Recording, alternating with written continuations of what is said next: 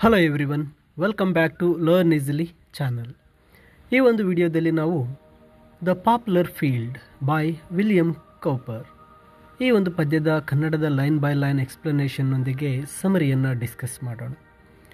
ಈ ಒಂದು ಪದ್ಯವನ್ನು ವಿಲಿಯಂ ಕೂಪರ್ ಅವರು ಬರೆದಿರ್ತಾರೆ. The poplar field William Cowper ಅವರು ತಮ್ಮ ಗ್ರಾಮೀಣ ಜೀವನದ ಮೇಲಿನ ಪ್ರೀತಿ ಮತ್ತು ನಿಸರ್ಗದ ಬಗೆಗಿನ ಅವರ ಆಳವಾದ ಬಾಂಧವ್ಯವನ್ನು ಕುರಿತು ಈ ಒಂದು ಪದ್ಯ ದ ಪಾಪ್ಯುಲರ್ ಫೀಲ್ಡ್ ತಿಳಿಸುತ್ತೆ.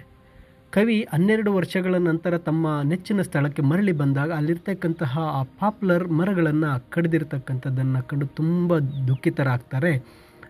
ಆ ನದಿಯ ಸುಂದರದ ಒಂದು ದಡದ ಮೇಲಿದ್ದಂತಹ ಪಾಪ್ಯುಲರ್ ಮರಗಳು ಅವರಿಗೆ ನೆರಳನ್ನು ನೀಡ್ತಾ ಇತ್ತು, ಒಂದು ಸುಮಧುರವಾದ ತಂಗಾಳಿಯನ್ನು ನೀಡ್ತಾ ಇತ್ತು, ಹಕ್ಕಿಗಳ ಸ್ವರಗಳನ್ನು ಅವರಿಗೆ ಕೇಳಿಸ್ತಾ ಇತ್ತು. ಅವುಗಳನ್ನು ಕಟ್ ಮಾಡಿರೋದ್ರಿಂದ 12 ವರ್ಷಗಳ ನಂತರ ಬಂದ ಕವಿ ಅವರು ಆ ಒಂದು ವಿನಾಶದ ಕುರಿತು ಅವರು ಪ್ರತಿಭಟಿಸ್ತಾ ಇದ್ದಾರೆ. ತಮ್ಮ ಸ್ವಂತ ಜೀವನವು ಕ್ಷಣಿಕ ಅಂತಕ್ಕಂಥದ್ದು, ನಶ್ವರ ಅಂತಕ್ಕಂಥದ್ದನ್ನು ಆ ಮರಗಳಿಗೆ ಹೋಲಿಸಿ ಈ ಸಾಲುಗಳನ್ನು ತಿಳಿಸಿದ್ದಾರೆ. ಕವಿ ವಿಲಿಯಂ ಕೌಪರ್ ಅವರು ಹೇಗೆ ದ ಪಾಪ್ಯುಲರ್ ಫೀಲ್ಡ್ ಆ ಮರಗಳನ್ನು ಕಳೆದುಕೊಂಡ ನಂತರ ಯಾವ ರೀತಿ ತಮ್ಮ ಭಾವನೆಗಳನ್ನು ವ್ಯಕ್ತಪಡಿಸಿದ್ದಾರೆ ಆ ಲೈನ್ ವೈಸ್ ಡಿಸ್ಕಸ್ ಮಾಡ್ತಾ ಹೋಗೋಣ. ಇಲ್ಲಿ ಮೊದಲ ಸ್ಟ್ಯಾನ್ಸದಲ್ಲಿ ಹೇಳ್ತಾರೆ, the poplars are felled farewell to the shade and the whispering sound of the cool colonnade. The winds play no longer and sing in the leaves, nor ours on his bosom their image receives. ನೋಡಿ, ಈ ಸಾಲುಗಳಲ್ಲಿ ಅವರು ಹೇಳ್ತಾ ಇದ್ದಾರೆ, the poplars are ಫೆಲ್ಡ್, ಆ ಮರಗಳೆಲ್ಲ ಬಿದ್ದೋಗಿದೆ, ಅವುಗಳನ್ನು ಕಡಿದು ಹಾಕಲಾಗಿದೆ. ಫೇರ್ವೆಲ್ ಟು ದ ಶೇಡ್, ಈಗ ಆ ಒಂದು ನೆರಳಿಗೆ ವಿದಾಯವನ್ನು ಹೇಳಲಾಗಿದೆ. ಅಂದರೆ ಕವಿಗೆ ಆ ಮರಗಳು ನೆರಳನ್ನು ಕೊಡ್ತಾ ಇತ್ತು, ಅದನ್ನು ಕಳೆದುಕೊಂಡಿದ್ದಾರೆ. ಆ ಮರಗಳನ್ನೆಲ್ಲ ಕಡಿದು ಹಾಕಲಾಗಿದೆ. ಇದು ಅವರಿಗೆ ತೀವ್ರವಾದಂತಹ ದುಃಖವನ್ನು ಉಂಟು ಮಾಡಿದೆ. ಆ ನೆರಳಿನೊಂದಿಗೆ ಅವರಿಗೆ ತುಂಬ ಒಂದು ಅವಿನಾಭಾವ ಸಂಬಂಧವಿತ್ತು. ಆ ಸಂಬಂಧವೂ ಸಹ ಇಲ್ಲಿ ಮುರಿದು ಬಿದ್ದಿದೆ. And the whispering sound of the cool colonnade, ಅದರ ಜೊತೆಗೆ ಆ ಮರಗಳು ತರ್ತಾ ಇದ್ದಂತಹ ಆ ತಂಪು ಬ್ರೀಸ್ ಆ್ಯಂಡ್ ಸೌಂಡ್, ಆ ಪಿಸುಮಾತು ಧ್ವನಿ ಈಗ ಕೇಳ್ತಾ ಇಲ್ಲ. ಕವಿಗೆ ಹಿಂದೆ ಆ ಸಂತೋಷ ನೀಡ್ತಾ ಇದ್ದಂಥ ಮರಗಳ ಗಾಳಿಯ ಪಿಸುಮಾತು ಈಗ ಕೇಳಿಸ್ತಾ ಇಲ್ಲ. ಇದು ಪ್ರಕೃತಿ ಒಂದು ಶಾಂತಯುತವಾದಂತಹ ಸೌಂದರ್ಯದ ನಷ್ಟವಾಗಿದೆ. ಆ ನಷ್ಟವನ್ನು ಈ ಸಾಲುಗಳು ಸೂಚಿಸ್ತಾ ಇದೆ. The wind plays no longer and sing in the leaves, ಆ ಗಾಳಿಯು ಎಲೆಗಳ ನಡುವೆ ಯಾವುದೇ ರೀತಿಯ ಒಂದು ಆಟ ಆಡ್ತಾ ಇಲ್ಲ. ಸಿಂಗ್ ಇನ್ ದ ಲೀವ್ಸ್, ಯಾವುದೇ ಹಾಡನ್ನು ಆಡ್ತಾ ಇಲ್ಲ. ಅಂದರೆ ಮರಗಳಿಲ್ಲದ ಕಾರಣ ಗಾಳಿ ಎಲೆಗಳೊಂದಿಗೆ ಆಟ ಆಡ್ತಾ ಇಲ್ಲ. ಅದರ ಹಾಡುವ ಸೌಂದರ್ಯದ ಅನುಭವವೂ ಸಹ ನನಗೆ ಇಲ್ದಾಗಿದೆ. ಇದು ಆ ಒಂದು ಪ್ರಕೃತಿಯ ಸೌಂದರ್ಯದ ನಾಶವನ್ನು ಈ ಸಾಲು ಎತ್ತಿ ತೋರಿಸ್ತಾ ಇದೆ. ಹಾಗೆ nor Ouse on his bosom their image receives, ಇಲ್ಲಿ ಓಸ್ ನದಿ ತನ್ನ ನೀರಿನಲ್ಲಿ ಆ ಮರಗಳ ಪ್ರತಿಬಿಂಬವನ್ನು ಸಹ ಸ್ವೀಕರಿಸ್ತಾ ಇಲ್ಲ. ನದಿಯಲ್ಲಿ ಮರಗಳ ಪ್ರತಿಬಿಂಬ ಇಲ್ಲದೆ ಇರತಕ್ಕಂಥದ್ದು ಕವಿಗೆ ಆ ಸ್ಥಳದ ಸೌಂದರ್ಯವು ಸಂಪೂರ್ಣವಾಗಿ ನಾಶವಾಗಿ ಹೋಗಿದೆ ಎಂಬತಕ್ಕಂಥದ್ದನ್ನು ಮನವರಿಕೆ ಮಾಡಿಕೊಟ್ಟಿದೆ.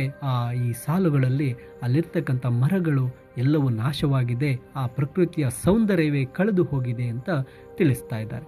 ಮುಂದಿನ ಸ್ಟ್ಯಾನ್ಸದಲ್ಲಿ ಹೇಳ್ತಾ ಇದ್ದಾರೆ, 12 years have elapsed since I last took a view of my favorite field and the bank where they grew, and now in the grass behold they are laid, and the tree is my seat that once lent me a shade. ನೋಡಿ, ಈಗ ಅವರು ಹೇಳ್ತಾ ಇದ್ದಾರೆ, ನಾನು ಕೊನೆಯದಾಗಿ ಈ ಸ್ಥಳವನ್ನು ನೋಡಿದ್ದು 12 ವರ್ಷಗಳ ಹಿಂದೆ. ಆ ಒಂದು 12 ವರ್ಷಗಳ ದೀರ್ಘಾವಧಿಯ ನಂತರ ಕವಿ ಆ ಸ್ಥಳಕ್ಕೆ ಮರಳಿದ್ದಾರೆ. ಆ ಹಿಂದಿನ ಮತ್ತು ಆ ಈಗಿನ ಪ್ರಸ್ತುತ ಆ ಪರಿಸ್ಥಿತಿಗಳ ನಡುವಿನ ವ್ಯತ್ಯಾಸವನ್ನು ಗಮನಿಸ್ತಾ ಹೇಳ್ತಾ ಇದ್ದಾರೆ, my favourite field and the bank where they grieve, ಇದು ನನ್ನ ತುಂಬ ಫೇವ್ರೇಟ್ ಫೀಲ್ಡ್, ಅಚ್ಚುಮೆಚ್ಚಿನ ಜಾಗ ಆಗಿದೆ, ತೋಟವಾಗಿದೆ. ಮತ್ತು ಮರಗಳು ಬೆಳೆದಿದ್ದ ನದಿಯ ದಂಡೆ ನನಗೆ ತುಂಬ ಆ ದಡ ಅಚ್ಚುಮೆಚ್ಚು ಅಂತ ಈ ಕವಿ ಈ ಸಾಲು ಏನು ಹೇಳ್ತಾ ಇದೆ ಅಂದರೆ ಆ ಸ್ಥಳದ ಬಗ್ಗೆ ಇದ್ದಂಥ ವಿಶೇಷ ಪ್ರೀತಿ ಮತ್ತು ಅವರ ನೆಚ್ಚಿನ ಸ್ಥಳವಾಗಿತ್ತು ಅಂತ ಹೇಳ್ತಾ ಇದ್ದಾರೆ. And now in the grass behold they are laid, ಆದರೆ ಈಗ ನೋಡಿ ಅವು ಆ ಹುಲ್ಲಿನ ಮೇಲೆ ಬಿದ್ದಿದೆ. ಆ ಮರಗಳನ್ನು ಕಡಿದು ಹಾಕಲಾಗಿದೆ, ಅವುಗಳೆಲ್ಲವೂ ಸಹ ಆ ಹುಲ್ಲಿನ ಮೇಲೆ ಬಿದ್ದಿದೆ ಅಂತಕ್ಕಂಥದ್ದನ್ನು ಹೇಳ್ತಾ ಇದ್ದಾರೆ. ಇದು ಆ ಒಂದು ವಿಧ್ವಂಸಕವಾದಂತಹ ದೃಶ್ಯ ಆಗಿದೆ, ಕವಿಗೆ ಒಂದು ಆಘಾತ ಆಗಿದೆ. And the tree is my seat that once lent me A shade.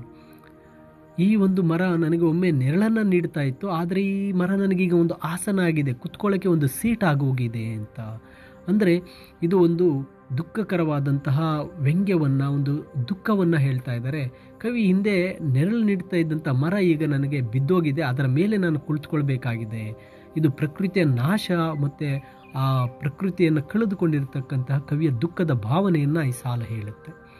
ಇನ್ನು ಮುಂದಿನ ಸ್ಟ್ಯಾನ್ಸಾಗೆ ಬಂದಾಗ, the blackbird has fled to another retreat where the hazels afford him a screen from the heat and the scene where his melody charmed me before resounds with is a sweet flowing ditty no more.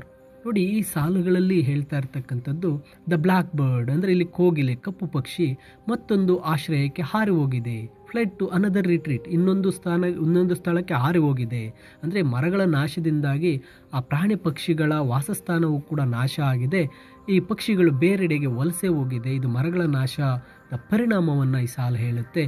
Wear the hazel afforded him a screen from the heat, ಇಲ್ಲಿ hazel ಮರಗಳು ಅದಕ್ಕೆ ಬಿಸಿಲಿನಿಂದ ಆಶ್ರಯ ನೀಡ್ತಾ ಇತ್ತು. ಕವಿ ಪಕ್ಷಿಗೂ ಆಶ್ರಯ ನೀಡ್ತಕ್ಕಂಥ ಮರಗಳ ಬಗ್ಗೆ ಹೇಳ್ತಾ ಇದ್ದಾರೆ. ಮತ್ತು ಆ ಪ್ರಕೃತಿಯಲ್ಲಿನ ಎಲ್ಲ ಜೀವಿಗಳು ಹೇಗೆ ಪರಸ್ಪರ ಅವಲಂಬಿತವಾಗಿದೆ ಅಂತ ಹೇಳ್ತಾ ಇದ್ದಾರೆ. And the scene where his melody charm me before, ಆ ಒಂದು ಹಕ್ಕಿಯ ಹಾಡು, ಸಮುದ್ರ ಹಾಡಿನಿಂದ ನಾನು ತುಂಬ ಆಕರ್ಷಿತನಾಗಿದ್ದೆ ಈ ಸ್ಥಳದಲ್ಲಿ ಅಂತ ಹೇಳ್ತಾ ಇದ್ದಾರೆ. ಕವಿ ತನ್ನ ಹಿಂದಿನ ನೆನಪುಗಳನ್ನು ಹೇಳ್ತಾ ಇದ್ದಾರೆ. ಆ ಪಕ್ಷಿಯ ಹಾಡು ಅವರಿಗೆ ತುಂಬ ಆನಂದವನ್ನು ನೀಡ್ತಾ ಇತ್ತು, ಅದನ್ನು ಈಗ ಅವರು ನೆನಪಿಸ್ಕೋತಾ ಇದ್ದಾರೆ. Resounds with his sweet flowing ditty no more, ಈಗ ಅವನ ಸಮುದ್ರ ಹಾಡಿನಿಂದ ಯಾವುದೇ ರೀಸೌಂಡ್ ನನಗೆ ಕೇಳ್ತಾ ಇಲ್ಲ, ಆ ಹಾಡು ಕೇಳಿಸ್ತಾ ಇಲ್ಲ ಅಂತ ಹೇಳ್ತಾ ಇದ್ದಾರೆ. ಪಕ್ಷಿಗಳು ಅಲ್ಲಿ ಇಲ್ಲದೆ ಇರೋದ್ರಿಂದ ಆ ಸ್ಥಳವು ತನ್ನ ಸಂಗೀತಮಯ ಸೌಂದರ್ಯವನ್ನು ಕಳ್ಕೊಂಡ್ಬಿಟ್ಟಿದೆ. ಇದು ಮಾನವನ ಕ್ರಿಯೆಗಳಿಂದ ಆ ಪ್ರಕೃತಿಯ ಮೇಲೆ ಆಗಿರತಕ್ಕಂಥ ಮೌನವನ್ನು ಸೂಚಿಸ್ತಾ ಇದೆ. ಈಗ ನಂತರ ಸ್ಟ್ಯಾನ್ಸಾದಲ್ಲಿ ಹೇಳ್ತಾ ಇದ್ದಾರೆ, my fugitive years are all hasting away and I must ever long lie as slowly as they with a turf on my breast and a stone at my head here another such grow shall arise in its stead. ನೋಡಿ, ಈ ಸಾಲುಗಳಲ್ಲಿ ಹೇಳ್ತಾ ಇರ್ತಕ್ಕಂಥದ್ದು ನನ್ನ my fugitive years are all hasting away, ಅಂದರೆ ನನ್ನ ಎಲ್ಲ ವರ್ಷಗಳು ವೇಗವಾಗಿ ಕಳೆದು ಹೋಗ್ತಾ ಇದೆ. ಅಂದರೆ ಕವಿ ತಮ್ಮ ಜೀವನದ ಆ ಒಂದು ವಯಸ್ಸು ತುಂಬ ಬೇಗ ಹೋಗ್ತಾ ಇದೆ, ಅದು ಅಲ್ಪಾವಧಿಯ ಬಗ್ಗೆ ಯೋಚನೆ ಮಾಡಿ ಹೇಳ್ತಾ ಇದ್ದಾರೆ. ಜೀವನ ಅಂತಕ್ಕಂಥದ್ದು ಕ್ಷಣಿಕ ಅಂತ ಇಲ್ಲಿ ಹೇಳ್ತಾ ಇದ್ದಾರೆ. ತುಂಬ ಬೇಗ ನನ್ನ ವರ್ಷಗಳು ಕಳೀತಾ ಇದೆ. And I must ever long ಲೈ ಆ್ಯಸ್ ಲೋಲಿ ಆ್ಯಸ್ ದೇ, ನಾನು ಬಹಳ ಕಾಲದವರೆಗೂ ಅವುಗಳಂತೆ ಅಂದರೆ ಮರಗಳಂತೆ ಕೆಳಗೆ ಮಲಗಬೇಕು, ನಾನು ಸಾಯಬೇಕು ಅಂತ ಹೇಳ್ತಾ ಇದ್ದಾರೆ. ಕವಿ ತಮ್ಮ ಮರಣವು ಮರಗಳ ನಾಶದಂತೆ ಅನಿವಾರ್ಯ ಅಂತ ಇಲ್ಲಿ ಹೇಳ್ತಾ ಇದ್ದಾರೆ. ಇದು ಜೀವನ ಒಂದು ಅನಿಶ್ಚಿತತೆ ಅಂದರೆ ಟೆಂಪರವರಿಯ ಬಗ್ಗೆ ಒಂದು ಚಿಂತನೆಯಾಗಿ ಇಲ್ಲಿ ಹೇಳ್ತಾ ಇದ್ದಾರೆ. With turf on my breast and a stone at my hand, ನನ್ನ ಎದೆಯ ಮೇಲೆ ಹುಲ್ಲು ಹಾಸು ಬೆಳೆಯುತ್ತೆ, ನನ್ನ ತಲೆಯ ಬಳಿ ಒಂದು ಕಲ್ಲು, ಒಂದು ಸಮಾಧಿ ನನ್ನ ಮೇಲೆ ಬರುತ್ತೆ ಅಂತ ಇಲ್ಲಿ ಹೇಳ್ತಾರೆ. ಕವಿ ತಮ್ಮ ಸಮಾಧಿಯ ಬಗ್ಗೆ ಇಲ್ಲಿ ಚಿತ್ರಣ ಹೇಳ್ತಾ ಇರ್ತಕ್ಕಂಥ, ಮರಣ ನಂತರ ನನ್ನ ಮೇಲೆ ಹುಲ್ಲು ಬೆಳೆದಿರುತ್ತೆ, ನನ್ನ ತಲೆ ಹತ್ರ ಒಂದು ಸಮಾಧಿ ಕಲ್ಲನ್ನು ಇಟ್ಟಿರ್ತಾರೆ ಅಂತ ಹೇಳ್ತಾರೆ. Ever another such grove shall arise in it's stayed, ಆದರೆ ಅದರ ಸ್ಥಳದಲ್ಲಿ ಮತ್ತೊಂದು ಅಂತಹ ತೋಪು ಬೆಳೆಯಬಹುದು ಅಂತ. ಕವಿ ತಾವು ಸಾಯುವ ಮೊದಲು ಆ ಜಾಗದಲ್ಲಿ ಮತ್ತೆ ಪಾಪ್ಯುಲರ್ ಮರಗಳು ಬೆಳೆಯೋದಿಲ್ಲ ಅಂತ ಇಲ್ಲಿ ವಿಷಾದ ಹೇಳ್ತಾ ಇದ್ದಾರೆ. ಇದು ಭವಿಷ್ಯದ ಬಗ್ಗೆ ಒಂದು ಹತಾಶೆಯನ್ನು ತೋರಿಸ್ತಾ ಇದ್ದಾರೆ.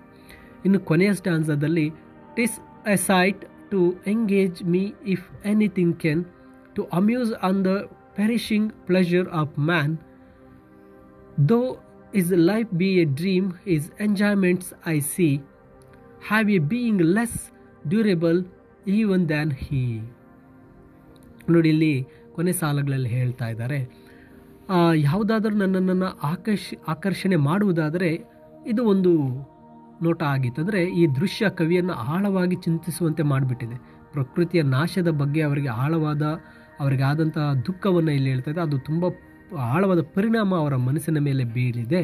To amuse on the perishing pleasure of man, ಅಂದರೆ ಮಾನವನ ಒಂದು ಸುಖದ ಬಗ್ಗೆ ಯೋಚನೆಗಳನ್ನು ಮಾಡಲು, ಅಂದರೆ ಕವಿ ಮಾನವನ ಸುಖಗಳು ಮತ್ತು ಸಂತೋಷಗಳು ಎಷ್ಟು ಅಲ್ಪಕಾಲಿಕವಾಗಿದೆ ಎಂಬುದರ ಬಗ್ಗೆ ಯೋಚನೆ ಮಾಡ್ತಾ ಇದ್ದಾರೆ. ಪ್ರಕೃತಿಯ ನಾಶವು ಮಾನವನ ಜೀವನದ ಒಂದು ನಾಶಕ್ಕೆ ಇಲ್ಲಿ ಹೋಲಿಕೆ ಮಾಡಿ ಹೇಳ್ತಾ ಇದ್ದಾರೆ. ದೋ is life B A dream is enjoyments I C.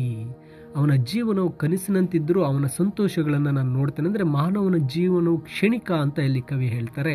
ಕೊನೆ ಸಾಲಲ್ಲಿ ಹೇಳ್ತಾ ಇದ್ದಾರೆ, have a being less durable even than he. ಅವನ ಜೀವನಕ್ಕಿಂತಲೂ ಕಡಿಮೆ ಬಾಳಿಕೆ ಬರುವಂತಹ ಜೀವನ ನಮ್ಮದು. ಅಂದರೆ ಮಾನವನ ಸಂತೋಷಗಳು ಅವನ ಸ್ವಂತ ಜೀವನಕ್ಕಿಂತಲೂ ಕಡಿಮೆ ಬರುತ್ತೆ ಅಂತ ಇಲ್ಲಿ ಕವಿ ಹೇಳ್ತಾ ಇದ್ದಾರೆ. ಇದು ಮಾನವನ ಒಂದು ಅಶಾಶ್ವತೆಯ ಬಗ್ಗೆ ಆ ಒಂದು ಆಳವಾದ ಚಿಂತನೆಯನ್ನು ಇಲ್ಲಿ ಹೇಳ್ತಾ ಇದ್ದಾರೆ. ಅಂದರೆ ಕವಿ ತಮ್ಮ ಸ್ವಂತ ಕ್ಷಣಿಕ ಜೀವನವನ್ನು ನಶ್ವರವಾದ ಮರಗಳಿಗೆ ಹೋಲಿಸ್ತಾ ಇದ್ದಾರೆ. ಮಾನವನ ಸಂತೋಷಗಳು ಮತ್ತು ಆನಂದಗಳು ಅವನ ಸ್ವಂತ ಜೀವನಕ್ಕಿಂತ ಕಡಿಮೆ ಬಾಳಿಕೆ, ಅಂದರೆ ಆ ಮರಗಳಿಗಿಂತ ತುಂಬ ಕಡಿಮೆ ಬಾಳಿಕೆ ಬರುತ್ತೆ ಅಂತ ಕವಿ ಹೇಳ್ತಾ ಇದ್ದಾರೆ.